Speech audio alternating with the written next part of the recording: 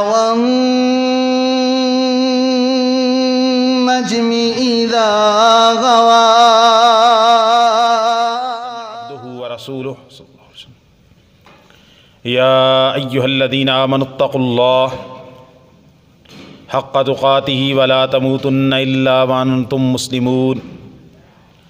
يا أيها الناس اتقوا ربكم الذي خلقكم من نفس واحدة وخلق منها زوجها وبث منهما رجالا كثيرا ونساء واتقوا الله الذي تساءلون به والأرحام إن الله كان عليكم رقيبا يا أيها الذين آمنوا اتقوا الله وقولوا قولا سديدا يصلح لكم أعمالكم ويغفر لكم ذنوبكم ومن يطع الله ورسوله فقد فاز فوزا عظيما أما بعد فإن خير الحديث كتاب الله وخير الهدي هدي محمد صلى الله عليه وسلم وشر الأمور محدثاتها وكل محدثة بدعة وكل بدعة ضلالة۔ ہر قسم کی حمد و ثنا، تعریف و تسبیح، تحمید و تقدیس اکیلے اللہ رب العالمین کے لیے ہے، جو کل کائنات کا خالق، مالک، رازق اور مدبر ہے۔ اور پھر لاکھوں کروڑوں درود و سلام ہوں اس ہستی اقدس و مقدس پر کہ جن کا نام نامی اسم گرامی محمد الرسول اللہ صلی اللہ علیہ وآلہ وسلم ہے۔ اللہ تعالیٰ نے انسان کو جب پیدا کیا اور زمین پہ بھیجا تو فرمایا فَإِمَّا يَأْتِيَنَّكُم مِّنِّي هُدًى فَمَن تَبِعَ هُدَايَ فَلَا خَوْفٌ عَلَيْهِمْ وَلَا هُمْ يَحْزَنُونَ۔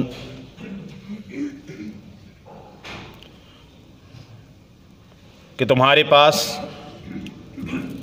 میری طرف سے واضح ہدایت اور رہنمائی آتی رہے گی۔ جو لوگ میری نازل کردہ ہدایت اور رہنمائی کو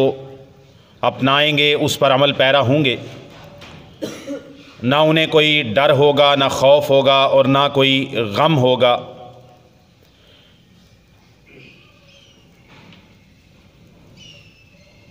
انسان جو ہے جب ماں کے پیٹ سے جنم لیتا ہے تو وہ بالکل علم سے کورا ہوتا ہے، اسے کچھ پتہ نہیں ہوتا، اچھا کیا ہے، برا کیا ہے، حق کیا ہے، باطل کیا ہے، صحیح کیا ہے، غلط کیا ہے۔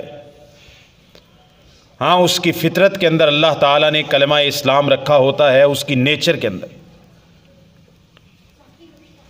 لیکن تفصیل کے ساتھ حقیقت تک پہنچ کر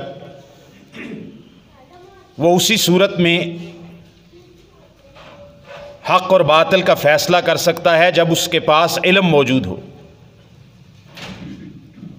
علم ہو اور اس کے بعد اس کے پاس فطرت سلیمہ موجود ہو۔ انسان علم کی وجہ سے، پہلے انسان ان کی فرشتوں کے اوپر جو فوقیت تھی، فرشتوں پر جو اللہ تعالیٰ نے انہیں مقام عطا کیا اور فرشتوں سے ان کو تعظیمی سجدہ کروایا، اس کی بنیاد اور وجہ علم تھی۔ وَعَلَّمَ آدَمَ الْأَسْمَاءَ كُلَّهَا ثُمَّ عَرَضَهُمْ عَلَى الْمَلَائِكَةِ فَقَالَ أَنبِئُونِي بِأَسْمَاءِ هَؤُلَاءِ إِن كُنتُمْ صَادِقِينَ فَقَالُوا سُبْحَانَكَ لَا عِلْمَ لَنَا إِلَّا مَا عَلَّمْتَنَا۔ اللہ تعالیٰ نے آدم علیہ السلام کو چیزوں کے نام بتائے، سکھائے، پڑھائے، اور جو فرشتے آدم علیہ السلام کی تخلیق کے اوپر تحفظات کا اظہار کر رہے تھے، ان کے سامنے ان چیزوں کو پیش کر کے کہا انبئونی باسماء ہؤلاء، ان چیزوں کے نام تم بتاؤ۔ اگر تم آدم سے بہتر ہو اور تم یہ سمجھتے ہو کہ آدم کی تخلیق کی وجہ سے زمین میں فساد ہوگا، بربادی ہوگی، قتل و غارت ہوگا، کشت و خون کے بازار گرم ہوں گے، فَأَنبِئُونِي بِأَسْمَاءِ هَؤُلَاءِ، اگر تمہارا مرتبہ زیادہ ہے آدم سے تو ان چیزوں کے نام بتاؤ، اگر تم آدم سے سمجھتے ہو کہ ہم بہتر ہیں۔ انہوں نے کہا ہمیں صرف ان چیزوں کا علم ہے جو اللہ تعالیٰ آپ نے ہمیں سکھائی ہیں، آپ کے سکھائے بغیر ہم نہیں جانتے۔ سبحانک لا علم لنا۔ اس سے ایک بات تو یہ معلوم ہو گئی کہ فرشتوں کے پاس بھی علم غیب نہیں ہوتا، جتنا اللہ تعالیٰ نے فرشتوں کو سکھایا فرشتوں کو بھی صرف اتنا علم ہوتا ہے۔ اللہ کے سکھائے ہوئے علم کے علاوہ فرشتے بھی اس سے بڑھ کر کچھ نہیں بتا سکتے۔ پھر آدم علیہ السلام کو کہا یا آدم انبئہم، اے آدم انہیں بتائیے۔ جب آدم علیہ السلام نے ان چیزوں کے نام بتائے، فرشتوں سے اللہ تعالیٰ نے یہ بات فرمائی کہ آدم علیہ السلام کو سجدہ کرو۔ آدم علیہ السلام کو سجدہ کیا گیا، تعظیمی سجدہ فرشتوں نے کیا سوائے ابلیس کے۔ آدم علیہ السلام کی فوقیت، ان کا بلند مرتبہ علم کی بنیاد پر تھا، جو اللہ تعالیٰ نے انہیں علم سکھایا تھا۔ آدم کے بیٹے، آدم کی اولاد، آدم کی بیٹیاں، وہ بھی اگر باقی مخلوقات سے اشرف ہیں، اعلیٰ ہیں، اور اشرف المخلوقات انسان کو کہا گیا ہے، تو اس کے علم کی وجہ سے، اگر اس کے پاس علم ہے، اگر اس کے پاس عمل ہے، اگر اس کے پاس صحیح دین اور ایمان ہے، تو وہ باقی مخلوقات سے افضل ہے، اعلیٰ ہے، برتر ہے، حتیٰ کہ فرشتوں سے بھی بہتر ہے۔ فرشتوں سے بہتر ہے انسان بننا، مگر اس میں پڑتی ہے محنت زیادہ۔ اگر ایک انسان اللہ تعالیٰ کی ذات کے بارے میں علم حاصل نہیں کرتا، اللہ تعالیٰ کی توحید کے بارے میں علم حاصل نہیں کرتا، اللہ تعالیٰ کے دین کو سیکھتا نہیں کہ عمل کر سکے، وہ ایسا شخص، اللہ تعالیٰ قرآن مجید کے اندر فرماتے ہیں یہ اشرف المخلوقات کہاں سے ہو گیا؟ اولئک کالانعام بل ہم اضل، یہ تو چوپایوں سے، یہ چوپایوں کی طرح ہیں، چوپائے تو پھر بھی اپنے مالک کے وفادار ہوتے ہیں، یہ چوپایوں سے بھی بدتر لوگ ہیں جنہوں نے کچھ سیکھا پڑھا سنا ہی نہیں ہے، جو اپنی آنکھوں سے حق کو دیکھ نہیں سکتے، اپنے کانوں سے حق کو سننے کی صلاحیت نہیں رکھتے، اور اپنے دلوں کے ساتھ حق کو پہچان نہیں سکتے، غور و فکر اور تفکر اور تدبر کی جن کے اندر صلاحیت موجود نہیں ہے، وہ لوگ اولئک کالانعام، یہ چوپایوں کی طرح ہیں، جانوروں کی طرح ہیں، بل ہم اضل، بلکہ ان سے بھی گئے گزرے ہیں۔ تو انسان کی فوقیت، انسان کا مرتبہ، انسان کا بلند مقام علم کی بنیاد پر ہے۔ جس کے پاس جتنا علم ہے اور علم کے ساتھ عمل ہے، اور علم سے مراد علم شرعی، وحی کا علم، اقرا، قرآن مجید کی ابتدا، پہلی وحی جو نبی پاک صلی اللہ علیہ وسلم پر پہلا پیغام اللہ تعالیٰ کا جبریل امین لے کے آئے، غار حرا کے اندر، صحیح بخاری مسلم کی کتاب بدء الوحی کی حدیث ہے، سیدہ خدیجہ رضی اللہ تعالیٰ عنہ سے، سیدہ عائشہ رضی اللہ تعالیٰ عنہ اس کی راویہ ہیں، جبریل امین نے نبی کریم صلی اللہ علیہ وسلم کو سب سے پہلے آ کے احکام و مسائل، طہارت، نماز، نکاح و طلاق نہیں سکھائے، سب سے پہلی تعلیم یہ فرمائی اقرأ بسم ربک الذی خلق، خلق الانسان من علق، اقرأ وربک الاکرم الذی علم بالقلم، علم الانسان ما لم یعلم۔ آپ پڑھیے، اپنے رب کے نام کی برکت سے پڑھیے، آپ کا رب بڑا معزز ہے، بڑی عزت والا ہے، جس نے قلم کے ذریعے انسان کو سکھایا ہے، وَعَلَّمَ الْإِنسَانَ مَا لَمْ يَعْلَمْ، انسان کو وہ کچھ سکھایا ہے جو اس سے پہلے انسان نہیں جانتا تھا۔ انسان پیدا ہوتا ہے، کوئی شعور نہیں ہے، اس کو یہ بھی شعور نہیں ہے کہ مجھے کیا چیز میرے لیے سردی کیا ہے، گرمی کیا ہے۔ وہ اپنی چارپائی کے اوپر، اپنے جہاں پر وہ لیٹا ہوا ہے، اس کے سامنے کوئی موذی چیز آ جائے، تو اس کو خوبصورت سمجھ کے اٹھا لے گا، پکڑ لے گا، کیونکہ اس کے پاس علم نہیں ہے۔ لیکن جب انسان شعور کی آنکھ کو کھولتا ہے، تمیز کی عمر کو پہنچتا ہے، پھر علم کی بنیاد پر وہ جانتا ہے کہ حق کیا ہے، باطل کیا ہے۔ اور جو شخص جیسا پیدا ہوا تھا، اس نے روٹی کمانی سیکھ لی، اس نے بازار کے اندر خرید و فروخت کرنا سیکھ لیا، اس نے لوگوں سے بات چیت کرنا سیکھ لیا، دنیا کے اندر اپنے سٹیٹس بنا لیے، پیسہ کمانا سیکھ لیا، لیکن اپنے رب کی معرفت حاصل نہیں کر سکا، تو وہ اس پیدا ہونے والے بچے سے بھی زیادہ بدتر ہے، کیونکہ پیدا ہونے والا بچہ تو معصوم تھا، وہ معصوم تھا، اس کے اوپر مکلف ہی نہیں تھا کہ وہ علم حاصل کرتا، لیکن یہ مکلف ہوا، عقل ملی، شعور ملا، تدبر ملا، دماغ ملا، دل ملا، آنکھیں ملی، کان ملے، اور ساری صلاحیتوں کو استعمال کر کے یہ بندہ دنیا جہان کی ساری ستاروں پہ کمندے ڈال گیا، سورج تک پہنچ گیا، کہکشائیں دریافت کر لیں، اور اس شخص نے اتنی ترقی کی کہ لوگوں کے لیے آسانیاں پیدا کر رہا ہے۔ اس نے بلیک ہولز دریافت کر لیے، کہکشاؤں کا علم حاصل کر لیا، پوری ایک کہکشاں گلیکسی کے اندر، ہماری ملکی وے کے اندر کتنے سیارے ہیں، کتنے اس کے اندر سولر سسٹم کون سا کام کر رہا ہے، یہ ساری حقیقتوں کو پہنچ گیا، جس کو پہنچنا ضروری بھی نہیں تھا اس کے لیے۔ اب سورج مجھے روشنی دے رہا ہے نا، آپ کو بھی دے رہا ہے، تو مجھے اس سے کیا فرق پڑتا ہے وہ مجھ سے 1 کروڑ میل دور ہو یا 10 کروڑ میل دور ہو، مجھے اس سے کیا فرق پڑتا ہے؟ Does not matter. لیکن اللہ تعالیٰ مجھ سے کیا چاہتا ہے یہ تو میٹر کرتا ہے نا، اس کو نہیں جانا۔ علم شرعی، اللہ کے بارے میں علم، آخرت کے بارے میں علم، حلال و حرام کے بارے میں علم، عبادات کے بارے میں علم، معاملات کے بارے میں علم، نکاح و طلاق کا علم، خلا اور دوسرے عدت کے مسائل کا علم،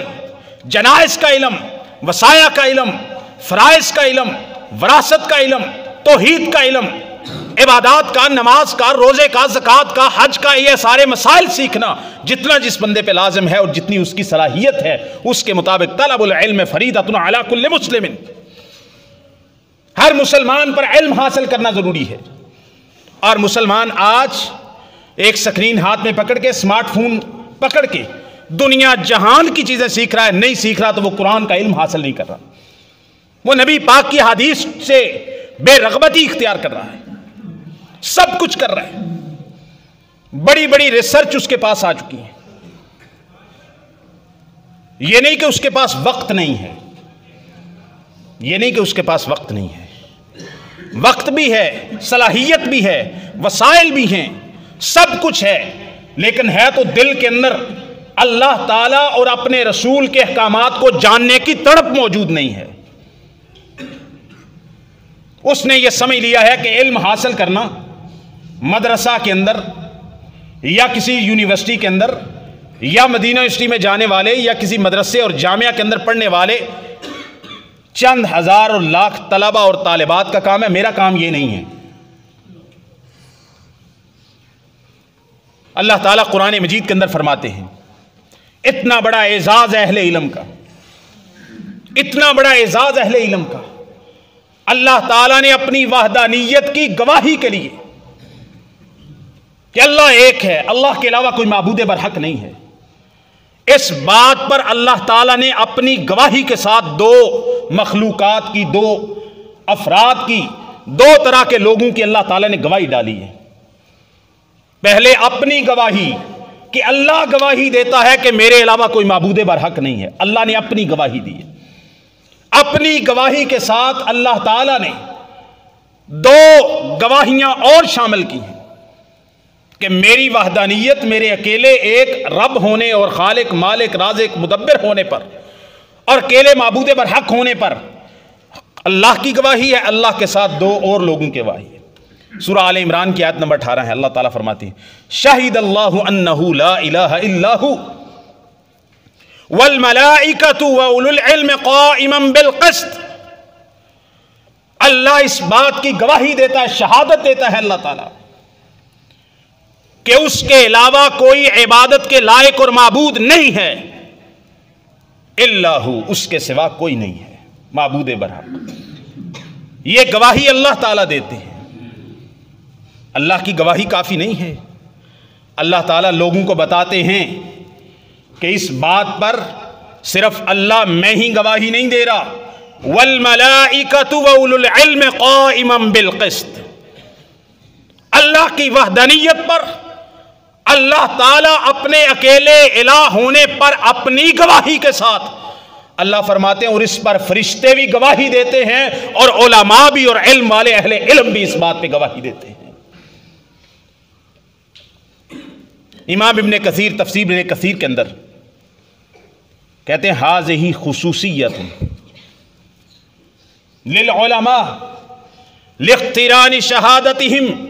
بشہادت اللہ عز وجل وشہادت الملائکۃ الکرام، یہ علماء کی اور اہل علم کی بہت بڑی خصوصیت ہے کہ اللہ تعالیٰ نے اپنی گواہی کے ساتھ ان کی گواہی کو اپنی اور فرشتوں کی گواہی کے ساتھ اہل علم کی علماء کی گواہی کو شامل کیا۔ علم والا بندہ، دین کا علم، توحید کا علم، اللہ کی ذات کے بارے میں علم، آخرت کے بارے میں علم، علم شرعی، اس کو حاصل کرنے والا بندہ اللہ اور فرشتوں کی گواہی کے ساتھ اللہ تعالیٰ اس کی گواہی کو شامل کرتا ہے۔ اللہ تعالیٰ قرآن مجید کے اندر فرماتے ہیں سورہ المجادلہ، یرفع اللہ الذین آمنوا منکم والذین اوتوا العلم درجات، جو تم میں سے ایمان لانے والے اور علم والے ہیں اللہ تعالیٰ ان کے درجات کو بلند فرما دیتے ہیں۔ درجات کی بلندی، مقام کا بڑھ جانا، اللہ تعالیٰ کے ہاں کسی کا محبوب اور مقرب بننا ایمان کے ساتھ علم کی بنیاد پر ہے۔ اللہ کی ذات سے جاہل ہے، رسول اللہ سے جاہل ہے، عقیدہ توحید سے جاہل ہے، آخرت سے جاہل ہے، نماز روزے اور ضروری مسائل سے جو شخص جاہل ہے اللہ تعالیٰ اس کے مقام کو نہیں بڑھاتا۔ وہ دنیاوی اعتبار سے اس کا سٹیٹس بہت زیادہ ہو سکتا ہے، لیکن اللہ تعالیٰ کے مقرب یرفع اللہ الذین آمنوا منکم والذین اوتوا العلم درجات، ایمان والوں کو اور اہل علم کو اللہ تعالیٰ درجات میں بڑھا دیتے ہیں۔ اور نبی رحمت صلی اللہ علیہ وسلم نے فرمایا، سیدنا معاویہ بن ابی سفیان رضی اللہ تعالیٰ عنہ اس حدیث کے راوی ہیں، صحیح بخاری کے اندر حدیث موجود ہے، صحیح مسلم کے اندر بھی موجود ہے، من یرید اللہ بہ خیرا یفقہہ فی الدین، نبی پاک نے فرمایا جس شخص کے ساتھ اللہ بھلائی کا ارادہ کر لے، جس شخص کے ساتھ اللہ تعالیٰ بھلائی کا ارادہ فرما لیتے ہیں، یفقہہ فی الدین، اللہ تعالیٰ اسے دین کے اندر گہری سمجھ بوجھ عطا فرما دیتے ہیں۔ اللہ تعالیٰ اسے دین کی سمجھ دیتے ہیں جس کے ساتھ اللہ بھلائی کا ارادہ کرتا ہے۔ اور رسول اللہ صلی اللہ علیہ وسلم نے فرمایا جو شخص طلب علم کے لیے نکلتا ہے، سفر کرتا ہے، محنت کرتا ہے، پیسہ خرچ کرتا ہے، مال خرچ کرتا ہے، اس شخص کے تو کیا کہنے ہیں، من سلک طریقا یلتمس فیہ علما سہل اللہ لہ بہ طریقا الی الجنہ، صحیح مسلم کی حدیث ہے، ابن ماجہ میں اس کے علاوہ ایک لمبا ٹکڑا موجود ہے، من سلک طریقا یلتمس فیہ علما سہل اللہ لہ بہ طریقا الی الجنہ، جو شخص علم شرعی حاصل کرنے کے لیے اپنے گھر سے نکلتا ہے، وہ جس راستے پہ چلتا ہے اللہ اس راستے کو اس کے لیے جنت کا راستہ بنا دیتا ہے۔ اللہ تعالیٰ جو دین کی طلب کے لیے، دین کے علم کی طلب کے لیے نکلتا ہے، اللہ تعالیٰ اس کے لیے جنت کے راستے کو آسان فرما دیتا ہے۔ علم کو حاصل کرنے کا طریقہ، علم کو حاصل کرنے کا راستہ جنت کا راستہ ہے۔ نبی رحمت صلی اللہ علیہ وسلم نے فرمایا، مسند احمد کے اندر حدیث ہے حسن درجے کی، الدنیا ملعونۃ وملعون ما فیہا الا ذکر اللہ ومن والاہ عالما او متعلما، یہ دنیا ساری کی ساری لعنت زدہ ہے، اور دنیا کے اندر جو کچھ ہے سارے کا سارا ملعون ہے، الا ذکر اللہ، سوائے اللہ کے دین کے، ومن والا، اور جو دیندار بندہ ہے اس کے سوا، اور تیسرا وعالما او متعلما، دنیا ملعون ہے، ملعون ما فیہا، اس کے اندر جو کچھ ہے سارے کا سارا ملعون ہے، مبعوث ہے، اللہ کی رحمت سے دور ہے، الا ذکر اللہ، سوائے اللہ کے ذکر کے، اللہ کے دین کے، اللہ کی شریعت کے، اللہ کی وحی کے، اللہ کے قرآن کے، اللہ کے نازل کردہ دین کے، ومن والا، اور دوسرا وہ شخص جو اس دین کا، اللہ کے ذکر کا والی بن گیا، اللہ کے ذکر کا ساتھی بن گیا۔ ذکر اللہ کا ملعون نہیں ہے اور ذکر والا ملعون نہیں ہے۔ اور تیسرا وعالما او متعلما، یا پھر جس کے پاس علم ہے عالم وہ ملعون نہیں ہے، یا جو علم سیکھنے والا طالب علم ہے وہ ملعون نہیں ہے۔ باقی دنیا ساری ملعون ہے، اس کے اندر جو کچھ ہے سارے کا سارا ملعون ہے۔ نبی رحمت صلی اللہ علیہ وسلم نے فرمایا، صحیح مسلم کے اندر حدیث ہے، ما من قوم یجلسون فی بیت من بیوت اللہ یتلون کتاب اللہ ویتدارسونہ بینہم الا نزلت علیہم السکینہ وحفت بہم الملائکہ۔ جو لوگ اللہ کے گھروں میں سے کسی گھر کے اندر بیٹھ جاتے ہیں، جو لوگ اللہ کے گھروں میں سے کسی گھر کے اندر بیٹھ جاتے ہیں، یتلون کتاب اللہ، اللہ کی کتاب کی تلاوت کرتے ہیں، وَيَتَدَارَسُونَهُ بَيْنَهُمْ، اور ایک دوسرے کو پڑھتے پڑھاتے سنتے سناتے سیکھتے سکھاتے ہیں، اللہ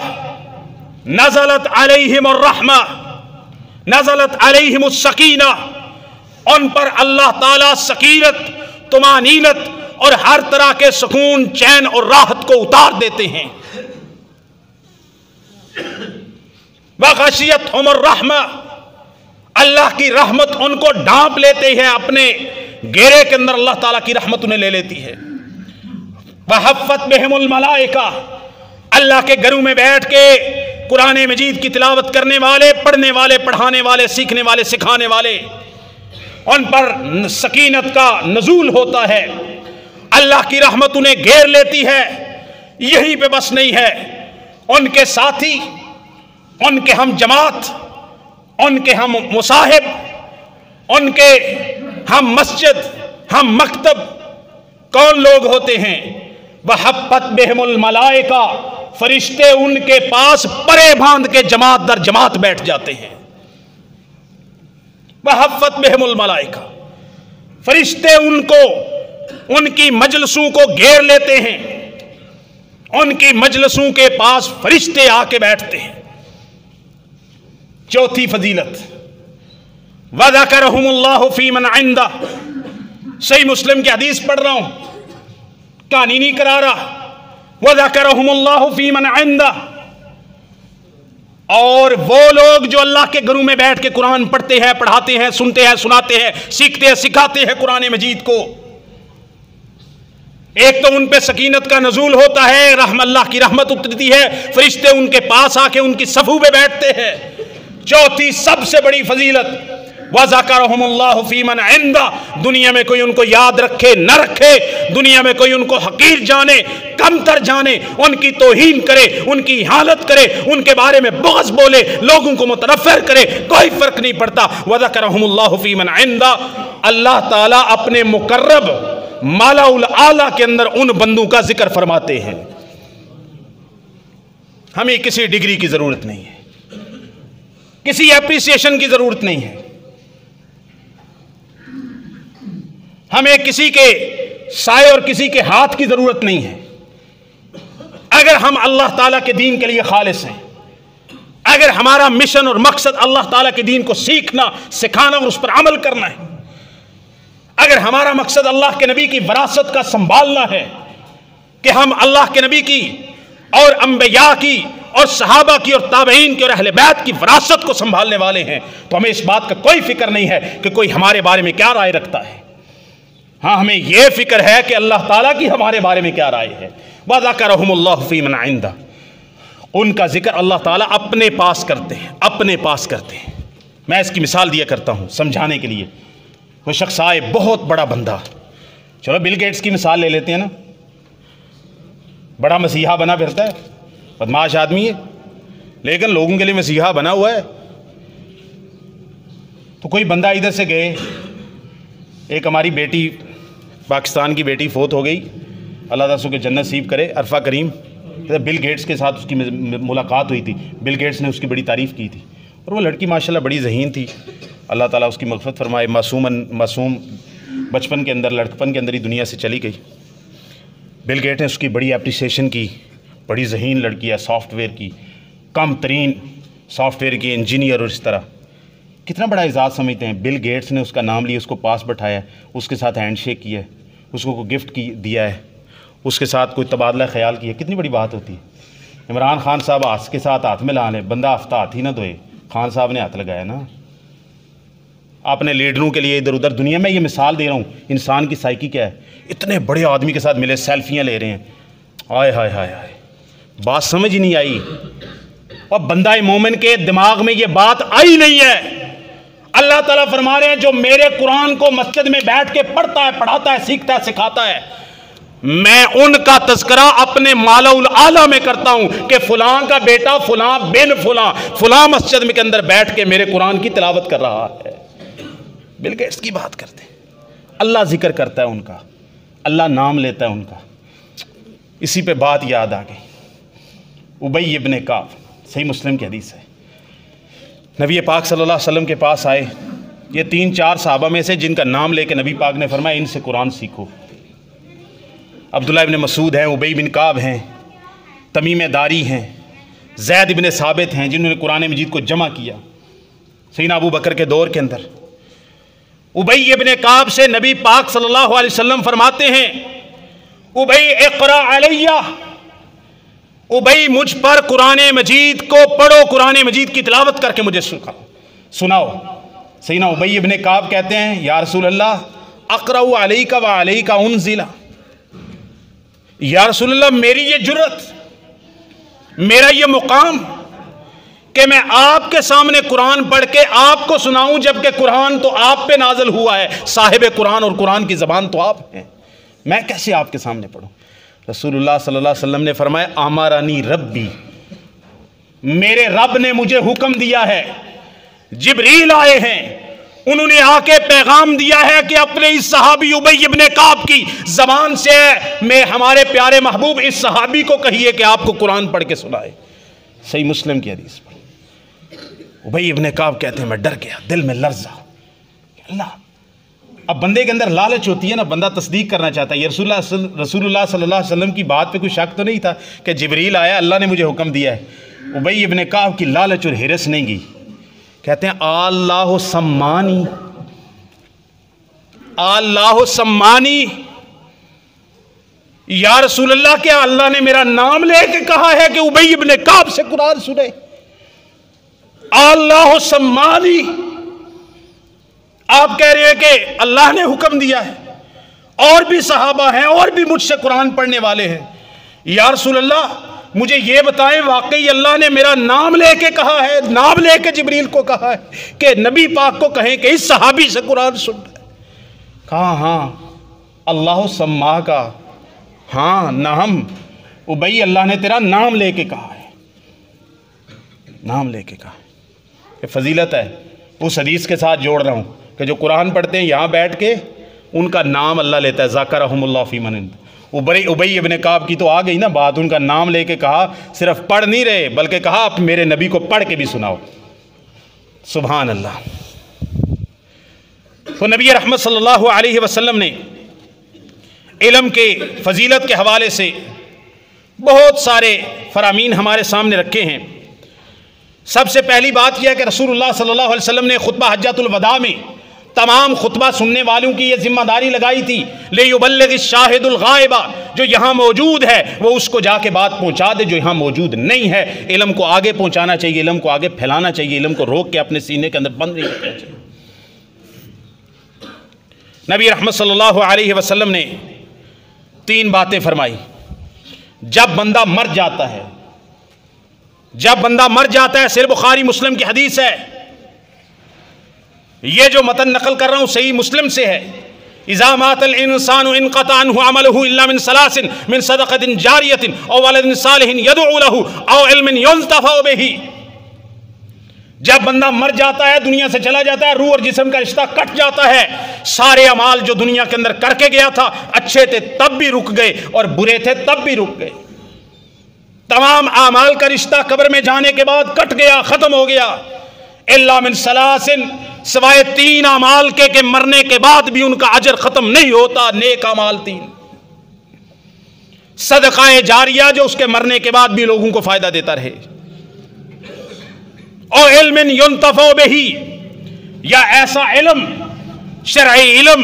لوگوں کے فائدے کا علم جو پیچھے چھوڑ کر گیا ہے، اس کے مرنے کے بعد بھی جب تک اس علم سے انتفاع اور فائدہ ہوتا رہے گا، اس کے مرنے کے بعد قیامت تک اس کو قبر کے اندر اس کا جزا اور اجر ملتا رہے گا۔ او والد صالح یدعو لہ، یا نیک اولاد جو اس کے لیے دعا کرتی ہے۔ بڑا اصالہ ثواب کرواتے نا کہ اصالہ ثواب ہے، فلاں بندہ فوت ہو گیا ہے، مجھے بھی آزمائش کے اندر ڈال دیا ہے، فلاں بندہ فوت ہو گیا، قاری صاحب درس دے دو،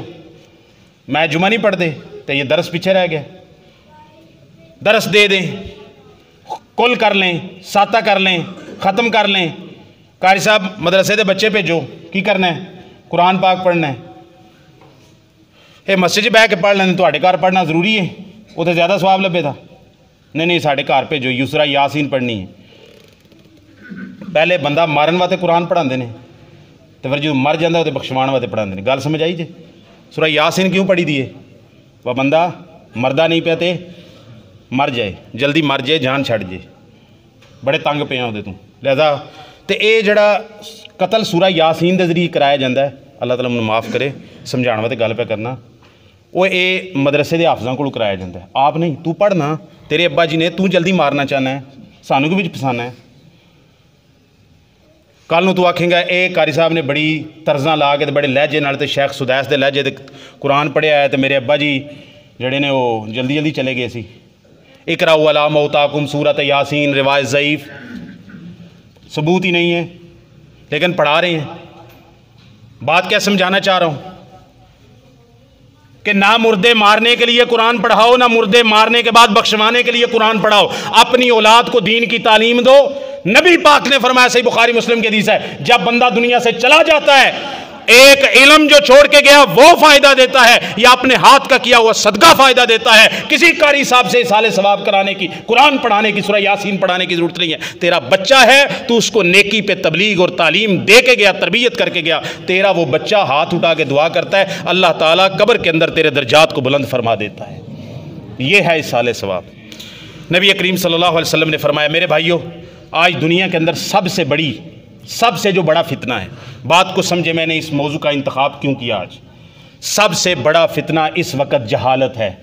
کم علمی ہے۔ اگر آپ یہ سمجھتے ہیں سوشل میڈیا کی وجہ سے، یوٹیوب کی وجہ سے، فیس بک کی وجہ سے، ٹویٹر کی وجہ سے، گوگل کی وجہ سے، کتابیں PDF میں ملک جانے کی وجہ سے علم بڑھ رہا ہے، تو آپ کی بھول ہے۔ علم نہیں بڑھ رہا، معلومات بڑھ رہی ہیں، علم نہیں بڑھ رہا، علماء کم ہوتے جا رہے ہیں، جہالت عام ہو رہی ہے۔ جہالت عام ہوتی ہے تو اس کی وجہ سے نوجوان جو صحیح دین پر ہے گمراہ ہوتے ہیں، ایتھیسٹ ہوتے ہیں، ملحد ہوتے ہیں، لبرل ہوتے ہیں، سیکولر ہوتے ہیں، دین کے بارے میں بری باتیں سوچتے ہیں، پھر وہ ان کے دین کے اندر غبار بنتا ہے، چونکہ علم ہوتا نہیں، علم سیکھتے نہیں، علماء کے پاس بیٹھتے نہیں، قرآن کو، حدیث کو، سنت کو کھولتے نہیں، پھر وہ کیا ہوتا ہے کہ وہ کبھی کوئی منکر حدیث بن جاتا ہے، کوئی کہتا ہے فلاں حدیثوں کو تو میں مانتا ہوں، لیکن فلاں حدیثیں قرآن کے خلاف ہیں، عقل کے خلاف ہیں، سمجھ کے خلاف ہیں، لہٰذا میں نہیں مانتا۔ ملحد ہو جاتا ہے، دین کا دشمن ہو جاتا ہے۔ کیوں؟ کس وجہ سے کہ علم نہیں ہوتا، صرف معلومات ہیں، گوگل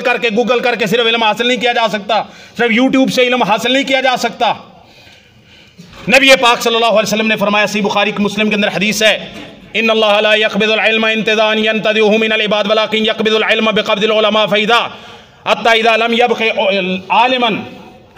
لم يبق عالما اتخذ الناس رؤوسا جهالا فسئلوا فافتوا بغیر علم فضلوا فاضلوا۔ صحیح بخاری مسلم کی حدیث ہے، اللہ تعالیٰ علم کو ایسے قبض نہیں کریں گے قرب قیامت کہ لوگوں کے دماغوں سے اللہ تعالیٰ علم کو حذف کر دیں، کہ ایک بندہ رات کو سویا، وہ عالم تھا، فاضل تھا، قرآن کا حافظ تھا، حدیثوں کا حافظ تھا، فقہ تھی، اصول تھے، حدیث تھے، علم تھا، بڑا مفتی تھا، لیکن اس کے علم سے بالکل دماغ سے اللہ تعالیٰ علم کو حذف کر دے، ڈیلیٹ کر دیں، ایسا نہیں ہوگا۔ اللہ تعالیٰ علم کو قبض کریں گے، علماء کو موت دینے کے ساتھ، علماء کو قبض کرنے کے ساتھ، علماء کی روحیں قبض کرنے کے ساتھ۔ جب اللہ تعالیٰ زمین پر علم کو علماء سے کو زمین سے اٹھا لیں گے، پھر لوگ کیا کریں گے؟ لوگ جاہلوں کو اپنا سرپرست بنا لیں گے، اپنا امیر بنا لیں گے، اپنا مفتی بنا لیں گے، اپنا بڑا بنا لیں گے۔ پھر کیا ہوگا؟ جب ان سے سوال کیا جائے گا بغیر علم کے فتوے دیں گے، وہ خود بھی گمراہ ہوں گے اور لوگوں کو بھی گمراہ کریں گے۔ رسول اللہ صلی اللہ علیہ وسلم نے